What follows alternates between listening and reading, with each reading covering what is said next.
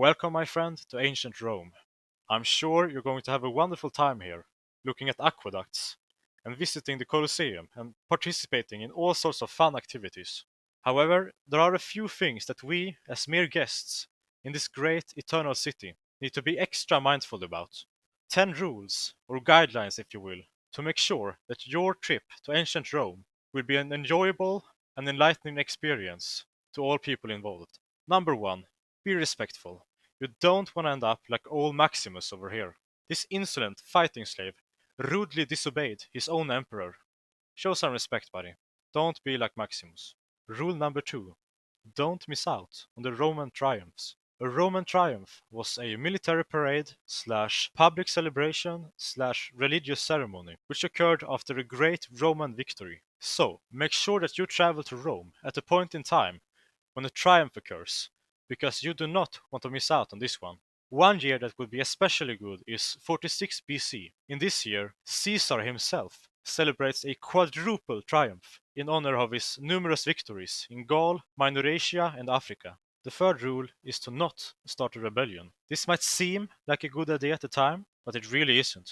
Because believe you me, you do not want to end up like this guy, or this guy, or this gal. Use your best judgment. Number 4 is to stay the away from Roman women, because they will ruin your day, they will divorce you, and they will invite Huns to invade your empire. Number 5 is to catch at least one chariot race at the Circus Maximus. Now, it may be that you're not much of a sports fan. You should still participate in this very important aspect of social and cultural life in ancient Rome. Rule 6. Do not make a mockery of the aquila or the Roman eagle. The Gauls learned this the hard way. 7. Wear a toga. It's not just for girls, buddy. Everybody wears them. Rule 8 is for all you wine heads out there who are watching this. Word to the wise, my friend. Water it down, or at least cut it with honey. In ancient Rome, it is considered uncivilized to drink pure wine. Rule number 9 concerns something that is extremely wrong and vile and disgusting, namely the practice of human sacrifice. It is strictly forbidden in almost all of Roman history to sacrifice human beings to so-called gods. Here I'm actually not trying to be funny or anything. Human sacrifice really was an extremely common practice all around the world before the emergence of Christianity. However, to the Romans' credit, they did not like or tolerate human sacrifice. Yes, there were instances of human sacrifice in Rome's past, but they were not proud of it. It was very much frowned upon.